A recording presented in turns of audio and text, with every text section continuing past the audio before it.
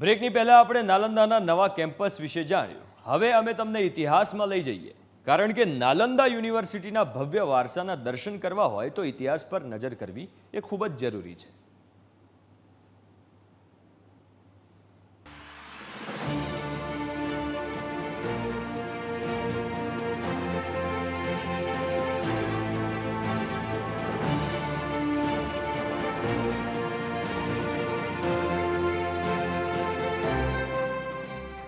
ભવ્યાતિ ભવ્ય રહ્યો છે ભારતનો શૈક્ષણિક ઇતિહાસ.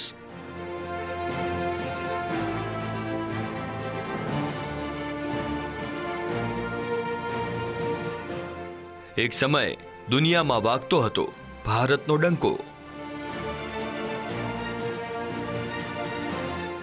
એક સમયે ભારત સમગ્ર વિશ્વ માટે ભાગ્ય વિધાતા હતું.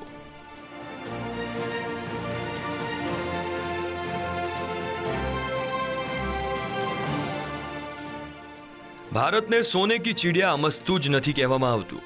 ભારત પાસે દરેક ક્ષેત્રે અખૂટ વૈભવ હતો, પણ સહિષ્ણુ ભારતીયો પાસેથી વિદેશી આક્રાંતાઓ લૂંટીને લઈ ગયા. ભારતની શિક્ષણ સંસ્થાઓને પણ નષ્ટ કરી દીધી, જેમાં એક હતી નાલંદા વિશ્વવિદ્યાલય.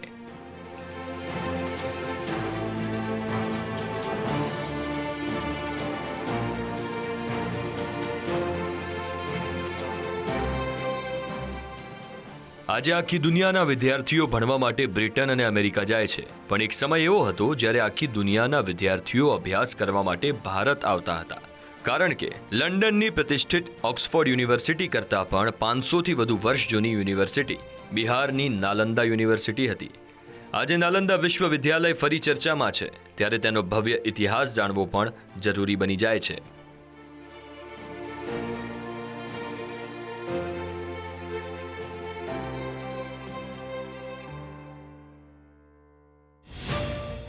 નાલંદા વિશ્વવિદ્યાલય દુનિયાની પ્રથમ યુનિવર્સિટી માનવામાં આવે છે. તેની સ્થાપના 5મી સદીમાં ગુપ્ત વંશના સમ્રાટ કુમાર ગુપ્તે કરી હતી. બાદમાં નાલંદા વિશ્વવિદ્યાલયને સમ્રાટ હર્ષવર્ધન અને પાલ વંશના શાસકોનું સંરક્ષણ મળતું રહ્યું. દુનિયાભરથી 10,000 વિદ્યાર્થીઓ નાલંદામાં અભ્યાસ કરવા માટે આવતા હતા. નાલંદામાં ખગોળશાસ્ત્ર, મનોવિજ્ઞાન, કાયદો, વિજ્ઞાન, દર્શનશાસ્ત્ર, ગણિત, અર્થશાસ્ત્ર, આરોગ્ય વિજ્ઞાન, આયુર્વેદ, યોગ જેવા વિષયોનો અભ્યાસ કરાવવામાં આવતો. ચીનના હિયનસાંગ અને ઇત્સી જેવા વિદ્વાનો પણ ભારત આવ્યા હતા અને નાલંદામાં અભ્યાસ કર્યા બાદ નાલંદા વિશ્વવિદ્યાલયના ગુણગાન ગાયા હતા. વિદ્વાનોએ પણ નાલંદા યુનિવર્સિટીને વિશ્વની સૌથી મોટી યુનિવર્સિટી ગણાવી હતી. નાલંદા વિશ્વવિદ્યાલય સ્થાપત્ય કલાનો પણ અદ્ભુત નમૂનો છે. તેમાં 300થી વધુ વર્ગખંડો હતા અને 7 મોટા હોલ હતા. યુનિવર્સિટીની લાઇબ્રેરી કેટલી વિશાળ હતી તેની તમે કદાચ કલ્પના પણ ન કરી શકો. તે સમયે વિશ્વવિદ્યાલયમાં 9 માળની લાઇબ્રેરી હતી. આ લાઇબ્રેરીમાં 90 લાખ પુસ્તકો હતા. નાલંદામાં પ્રવેશ મેળવવો ખૂબ જ મુશ્કેલ કામ હતું. નાલંદામાં અભ્યાસ કરવા ઈચ્છુક વિદ્યાર્થીઓએ મૌખિક પરીક્ષા પાસ કરવી પડતી હતી. આ પરીક્ષા નાલંદાના ટોચના પ્રોફેસર્સ દ્વારા લેવાતી હતી, જેમાં અભ્યાસ કરવા ઈચ્છુક વિદ્યાર્થીઓએ પોતાનું જ્ઞાન સાબિત કરવું પડતું હતું.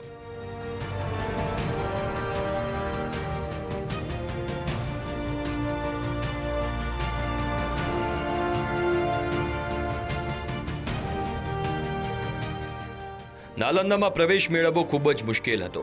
અહીં અભ્યાસ કરવા ઈચ્છતા વિદ્યાર્થીઓએ નાલંદાના ટોચના પ્રોફેસર્સ સાથે સખત મૌખિક મુલાકાતમાં હાજર રહેવું પડતું અને તેમનું જ્ઞાન સાબિત કરવું પડતું.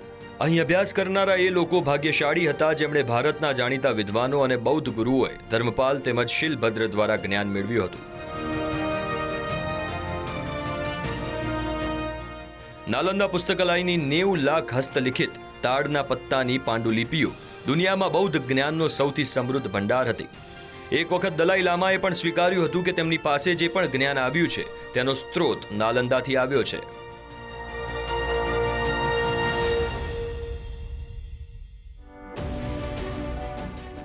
ભારતીય ગણિતના પિતા ગણાતા આર્યભટ્ટે ઈસવીસન 6ઠી સદીમાં યુનિવર્સિટીનું નેતૃત્વ કર્યું હોવાનો અંદાજ છે. આર્યભટ્ટે જ વિશ્વને શૂન્યનો પરિચય કરાવ્યો અને શૂન્યને સંખ્યા તરીકે માન્યતા આપી હતી. એ એક ક્રાંતિકારી શોધ હતી. આ શૂન્ય ગણિતિક ગણતરીઓને સરળ બનાવી અને બીજગણિત જેવા વધુ જટિલ વિષયો વિકસાવવામાં મદદ કરી. શૂન્ય વિના આપણી પાસે કોમ્પ્યુટર્સ ન હોત, આ જ કારણ છે કે નાલંદાએ વિશ્વને બદલવામાં ખૂબ જ મહત્વપૂર્ણ ભૂમિકા ભજવી હતી. આર્યભટ્ટની શોધે દક્ષિણ ભારત અને સમગ્ર અરબી દ્વીપકલ્પમાં ગણિત અને ખગોળશાસ્ત્રના વિકાસને પ્રોત્સાહન આપ્યું. નાલંદાએ સમગ્ર એશિયામાં બૌદ્ધ ઉપદેશો અને તત્વજ્ઞાન ફેલાવવામાં પણ મહત્વની ભૂમિકા ભજવી હતી.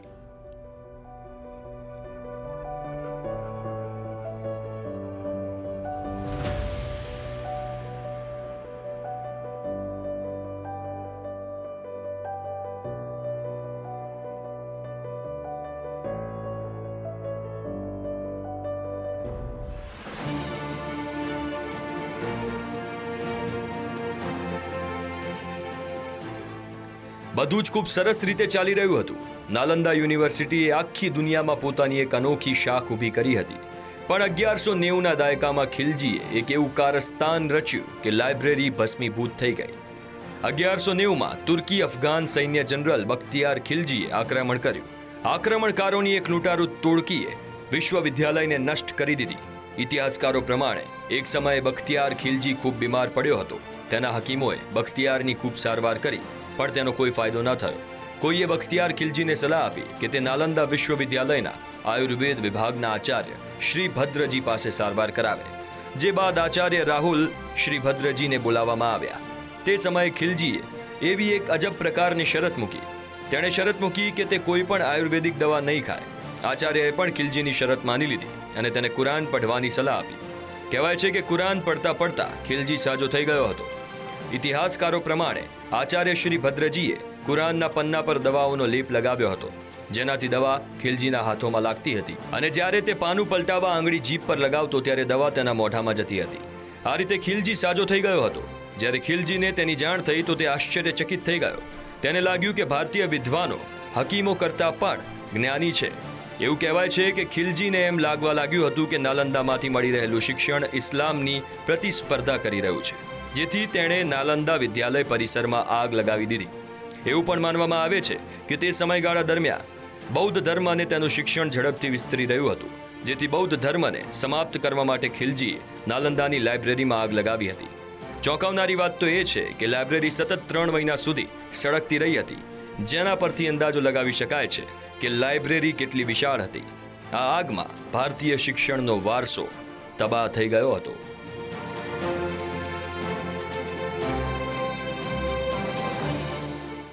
Bureau report, news capital.